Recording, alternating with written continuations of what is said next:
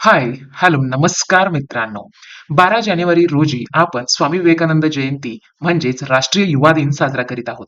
त्यानिमित्त तुम्ही सुद्धा भाषणाची जोरदार तयारी करत असाल, तर या ठिकाणी अमेरिकेतील माझ्या बंधू आणि भगिनींनो या शब्दामध्ये स्वामी विवेकानंदांनी भारताच्या पलीकडे जाऊन भारताचं नाव याच शब्दात जसं व्यक्त केलं त्या भाषणाचा सारांश तुम्हाला या ठिकाणी आम्ही घेऊन येत आहोत. चला तर यानंतर आपण स्वामी विवेकानंद जयंतीनिमित्त एक डिटेल भाषण सुद्धा अपलोड करणार आहोत. ते सुद्धा तुम्ही चॅनलवर जाऊन व्हिजिट करा. हे अमेरिकेतील त्यांच्या एकूण भाषणाचा सारांश असेल. चला मित्रांनो, जास्त उशीर न करता आपण डायरेक्ट सुरुवात करूया. अमेरिकेतील माझ्या बंधूंनो आणि भगिनींनो या शब्दामध्ये स्वामी विवेकानंदांनी भारताला रिप्रेझेंट केलेली घटना. चॅनलवर नवीन असाल तर सबस्क्राईब करायला विसरू नका. 11 सप्टेंबर 1893 अमेरिकेतील शिकागो येथील जागतिक सर्वधर्म परिषदेचे आयोजन करण्यात आले होते. या धर्म परिषदेत स्वामी विवेकानंदांनी केलेले भाषण सुप्रसिद्ध आहे. या घटनेस 125 वर्षे पूर्ण झालेली आहेत. भक्ती, ज्ञान, विवेक, वैराग्य यांचा एक अलौकिक ठेवा त्यांच्या व्यक्तिमत्वात आहे. त्यांचे शब्द आपणास सदैव काही संदेश देतात, उत्तुंग प्रेरणा देतात. उठा, जागे व्हा आणि ध्येय सिद्धी झाल्या वाचून थांबवू नका. किती अर्थपूर्ण शब्द आहेत ना. 1893 साली अमेरिकेत शिकागो येथे होणाऱ्या औद्योगिक प्रदर्शनात भाग घेण्यासाठी जमशेदजी टाटा निघाले होते आणि धर्म परिषदेसाठी स्वामी विवेकानंदजी एम्प्रेस ऑफ इंडिया या बोटीतून दोघेही निघाले एकाच वेळी प्रवास करत होते. त्यावेळी विमान प्रवासाची सुरुवात झाली नव्हती. बोटीचा प्रवास म्हणजेच भरपूर वेळ, निवांत चर्चा होण्यासाठीची एक उत्तम संधी. या प्रवासात दोघांनी त्यांचा अप्रतिम उपयोग करून घेतला. सर्वधर्म परिषदेत कोणी कोणी व्याख्यान करायचे याचे नियोजन पूर्ण झाले होते. वक्त्यांच्या सूचीमध्ये स्वामी विवेकानंदांचे नाव नव्हतेच. तेथील प्रथेप्रमाणे परिचय पत्राशिवाय धर्म परिषदेत भाग घेता येणे शक्यच नव्हते. परिचय पत्र तर मिळत नव्हते. हिंदुस्थानात परतावे की काय असा विचार त्यांच्या मनात क्षणभर डोकावला. पण दुसऱ्याच क्षणी मनोमनी खात्री वाटली, गुरुदेवांच्या प्रेरणेने आपण येथे आलो आहोत, काहीतरी नक्कीच घडेल असा विचार मनात ठेवून ते शिकागोकडून बोस्टनकडे निघाले. मनी ध्यानी नसताना हार्वर्ड विश्वविद्यालयाचे प्राध्यापक श्रीमान राईट यांच्याशी त्यांची भेट झाली. स्वामीजींची भाषा, तळमळ आणि तरल प्रामाणिकता पाहून राईट म्हणाले, आपणास परिचयपत्र मागणे म्हणजे सूर्यास तुला प्रकाशनाचा काय अधिकार आहे असे विचारण्यासारखेच आहे. प्रोफेसर महाशयांच्या या प्रेमाने स्वामी विवेकानंद पुन्हा शिकागोला आले. सर्वधर्म परिषदेच्या प्रतिनिधींचा मान त्यांना प्राप्त झाला आणि त्या व्यासपीठावर हिंदुस्थानाचे प्रतिनिधी म्हणून विराजमान झाले. स्वामींचे मंचावरील अस्तित्व, त्यांचे शांत स्वरूप स्पष्ट करत होते की तेथे जगभरातून आलेले इतर वक्ते हे कोणत्या तरी संस्थेचे, संप्रदायाचे व मताचे पुरस्कर्ते होते, परंतु एकमेव स्वामी विवेकानंद असे होते जे हिंदुस्थानातील पुरातन अशा मानवतेबद्दल बोलणार होते. मित्रांनो, विवेकानंदांच्या सहज देहबोलीतून श्रोते आणि त्यांच्यात एक जिव्हाळा निर्माण झाला. माणूस प्रत्यक्ष बोलण्यापूर्वी त्याचे मन आजूबाजूला असणाऱ्या व्यक्तींशी सहजता साधू शकते. हे सामर्थ्य आहे प्रामाणिक भावनांचे आणि भावमनाचे. सूर्य उगवला. 11 सप्टेंबर 1893 चा तो दिवस. रामकृष्णांचा नरेंद्र उभा राहिला सर्व धर्म परिषदेत बोलण्यासाठी. त्यांच्या मुखातून शब्द उमटले, अमेरिकेतील माझ्या भगिनींनो आणि बंधूंनो.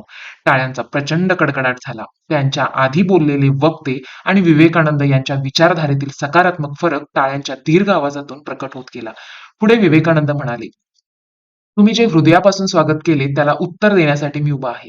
हृदयाची भाषा ही अप्रतिम आहे. आणि ते म्हणाले, हृदय अवर्णनीय आनंदाने भरून आले आहे. आनंद आणि हृदयातली भाषा सौंदर्याने नटली. आधी बोललेल्या सर्व वक्त्यांना त्यांनी धन्यवाद दिले. ते म्हणाले, सहनशीलता आणि सर्व मानवाबद्दल प्रेम हे हजारो वर्षापासूनचे हिंदुस्थानचे वैशिष्ट्य आहे. अनेकांना भारत मातेचे उदार अंतकरणाने या भारतभूमीवर सुखाने राहण्यास सहाय्य केले आहे. ते म्हणतात, नद्या वेगवेगळ्या ठिकाणी उगम पावतात आणि शेवटी सागराला येऊन मिळतात. त्याचप्रमाणे माणसामाणसामध्ये विचारात भिन्नता असली तरीही मनुष्यास शांततेने जीवन जगता यावे. जो ज्या भावनेने विचार करेल त्याप्रमाणे त्याचे जीवन प्रवास घडेल. खोटा अभिमान, स्वतःच्या मताबद्दल दुराग्रह आणि अनर्थकारी धर्मवेड यांनी सुंदर पृथ्वीवर अनेकदा अत्याचार केले आहेत. विवेकानंद यांनी आपल्या भाषणात विश्वाचे कल्याण करू शकणाऱ्या गीता ग्रंथांचा संदर्भ दिला. आपल्या वागण्याने व शस्त्राने विनाकारण कोणीही कोणास त्रास देऊ नये. असे झाले तर जीवनाचा अर्थ उमगेल आणि जीवन अर्थपूर्ण होईल. विवेक प्रभू स्वामी विवेकानंद यांच्या चरित्रातून सर्वांनीच विवेक शिकण्याची गरज आहे. जीवनात ते अंगीकारावा. ते सांगतात, आपण सर्वांसाठी दुर्बलता आणि अंधश्रद्धा यांचा त्याग करावा. संकटाला धैर्याने तोंड द्या. शूर आणि उदार व्हा. जीवनात स्वीकारलेले काम प्रेमाने करा. आत्मपरीक्षण करा. मानवा मानवामधील संबंध मैत्रीपूर्ण असावेत. सत्य विचाराने आचरण करा. खऱ्या अर्थाने शिक्षित व्हा. आत्मविश्वास आणि कार्यक्षमता यांचा नित्य विकास म्हणजेच शिक्षण होय. पुढे स्वामी विवेकानंद म्हणाले, जगाला सहिष्णुता व सर्वसमावेशकतेचा संदेश देणाऱ्या धर्माचा एक भाग असल्याचा मला अभिमान आहे. आम्ही केवळ सर्वसमावेशकतेचा आणि सहिष्णुतेवर विश्वास ठेवतो असं नाही, तर जगातील प्रत्येक धर्माचा सत्य म्हणून स्वीकार करतो. जगाच्या पाठीवरील सर्व देशातील आणि धर्मातील पीडित व गांजलेल्या लोकांना आश्रय देणाऱ्या देशाचा नागरिक असल्याचा मला अभिमान आहे. रोमन हल्लेखोरांनी ज्यासाठी धर्मस्थळाची तोडफोड केली, त्या इस्रायलींनीही दक्षिण भारतातच आश्रय घेतला होता. त्या सर्वांच्या स्मृती आम्ही आमच्या हृदयात आजही जपून ठेवल्या आहेत. महान पारशी धर्माच्या लोकांना शरण देणाऱ्या व आजही पालनपोषण करणाऱ्या धर्माचा मी एक भाग आहे, याचा मला सार्थ अभिमान आहे. बंधूंनो, लहानपणापासून मी ऐकलेल्या, मुखोद्गत केलेल्या एका श्लोकाच्या ओळी आपल्याला ऐकवण्याची माझी इच्छा आहे. कोट्यावधी लोक आजही या ओळीचे पारायण करतात. ज्याप्रमाणे वेगवेगळ्या नद्या वेगवेगळ्या ठिकाणी उगम पावून अखेरीस जाऊन समुद्राला मिळतात, त्याचप्रमाणे माणूस आपल्या इच्छेनुसार वेगवेगळे मार्ग निवडतो. हे मार्ग सरळ असो की वाकडे, ते शेवटी भगवंतापर्यंत पोहोचतातच. जो माझ्यापर्यंत येतो तो कसाही असो, मी त्याचा स्वीकार करतो. कुणी कुठलाही मार्ग निवडो, अखेरीस माझ्यापर्यंत येतो. आजची ही पवित्र परिषद भगवद्गीतेमधील या सिद्धांताचाच पुरावा आहे. सांप्रदायिकता, कट्टरता, कर्मठता आणि धर्मांधतेने बऱ्याच काळापासून पृथ्वीला आपल्या पंजात जखडून टाकलं आहे. या साऱ्यांनी पृथ्वीला हिंसाचारानं भरून टाकलं आहे. अनेकदा ही पृथ्वी रक्तानं लाल केली आहे. कितीतरी संस्कृतीचा नाश केला आहे आणि कितीतरी देश गिळून टाकले आहेत. हे राक्षस नसते तर मानव समाज आज कितीतरी विकसित झाला असता. मात्र आता या राक्षसांचे दिवस भरले आहेत. मला विश्वास आहे की ही परिषद सर्व प्रकारची धर्मांधता, सर्व प्रकारच्या वेदना, मग त्या तलवारीनं झालेल्या असोत की लेखनीने, आणि माणसामाणसातील सर्व प्रकारच्या दुर्गुणांचा संहार करेल.